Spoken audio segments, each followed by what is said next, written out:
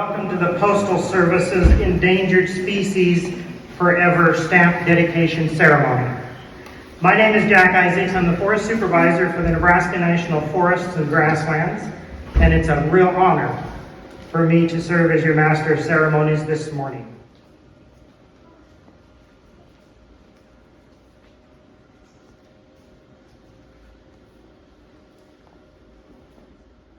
Oh, say, can you see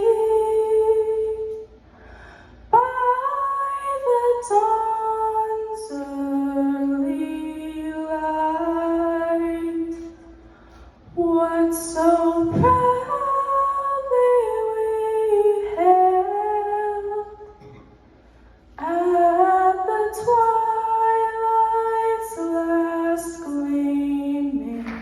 Well, good morning. Thank you, Jack, for that outstanding introduction. Folks, welcome. It's exciting to be here this morning. It's an honor for me. And welcome to Wall, South Dakota. Wall is a gateway to Badlands National Park, and I can't say how much we value our relationship with this wonderful community. Good morning, everyone. Thank you for the introduction, Jack. I envy your jobs and your uniforms. I don't have one of those. And in 1973, President Richard Nixon signed the landmark legislation after a unanimous Senate vote. Think about that.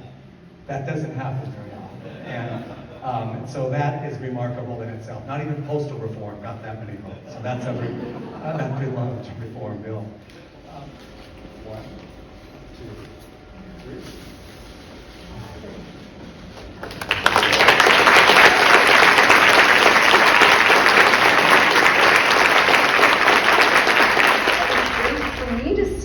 Our friends from the National Geographic Society, as well as from the Association of Zoos and Aquariums.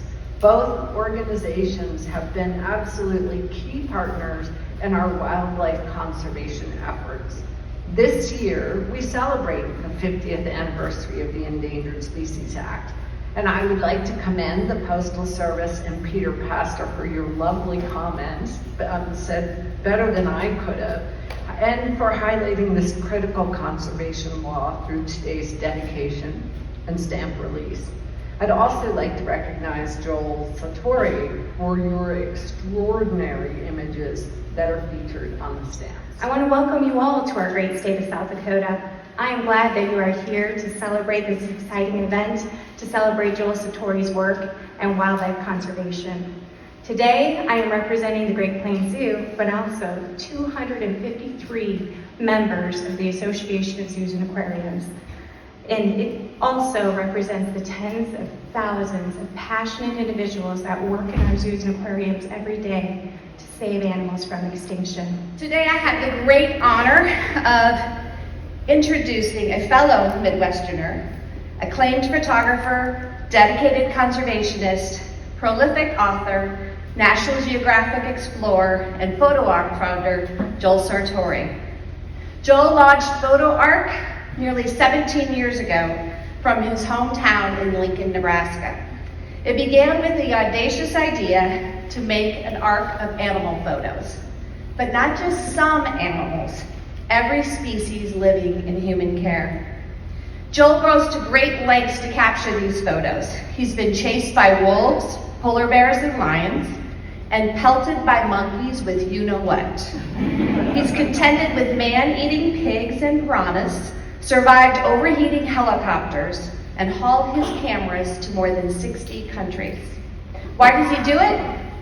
Because he wants to change the world, and he is, by helping shine a light on endangered species, supporting on-the-ground conservation efforts, and inspiring the next generation. It's what makes Joel the consummate National Geographic explorer. He combines storytelling with science, exploration, and education to advance knowledge about our world and the creatures in it. I talked to Kimberly back there she's outreach for the National Ferret Center, and she showed me the clone that gives us an 8th founding member for genetics, the clone. She said, you should come and photograph her. You should get out here and photograph her. She's a special animal. I likely will. I said, is she sweet? She said, no, she'll rip your face right off. Should be fun. You figure out how to do it. Put her in a box. I dare you. The Florida panther. When this was photographed, that's Lucy. She's still alive at the zoo in Tampa. She's the last purebred. Now, most of them are purebred. They brought 8 Western cougars in to breed with the Florida panthers in the wild to save them because they were getting so genetically worn down. But she's the very last of her kind and was sweet as opposed to the ferret. All these species, to me, they represent resilience. They're able to go on and adapt, but we got to give them a little slack. And so this is what I really wanted to impart to you guys. You're all thoughtful enough to come out to Wall today to listen about that. You all care. You all care. You're like the gold nuggets in the bottom of a pan for a miner, to use a gold mining analogy here, Wall. You care. So what are you going to do? It's nice to come to this ceremony. It is. It's great. Huge honor. But what are we going to do about this? These animals are under constant assault. The ESA is the only reason they exist, really. They're under constant assault. What will you do? How will you spend that little dash between the numbers on your tombstone? I know we may have jobs in conservation, but that's not good enough. What will we do? What can we do? You don't have to go out and try to save the whole world, but convince your neighbors to quit pouring poison all over their ground to kill insects. Without insects, we're all done. That's it. Not to mention all the birds you find so beautiful, they have to have insects to feed their chicks. Insulate your home well. Keep from pouring carbon, stuff that you spent money on, straight out into the atmosphere. Insulate your home. There are 1,000,001 ways to save the planet. Right here, starting right here in Wall or wherever you live. But we have to start doing things differently. If we keep going this way, I'm never going to run out of endangered species to photograph. And I dearly want to. I don't want to do this forever. But it is up to all of us. So think about it. Think about what project you love and make that your hobby. Make it your life. It could be getting house cats back inside. They're very efficient predators of birds. It could be single-use plastics. It could be convincing the county or the town of Wall to quit mowing all the time. Let some of those grasses grow, especially when ground nesting birds need you to abate mowing. There are so many things.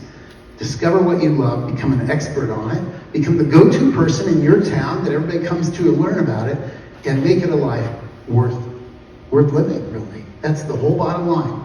Did your presence make the world better? Did it? Ask yourself that. There's still time, by the way. Start today. Thanks, everybody.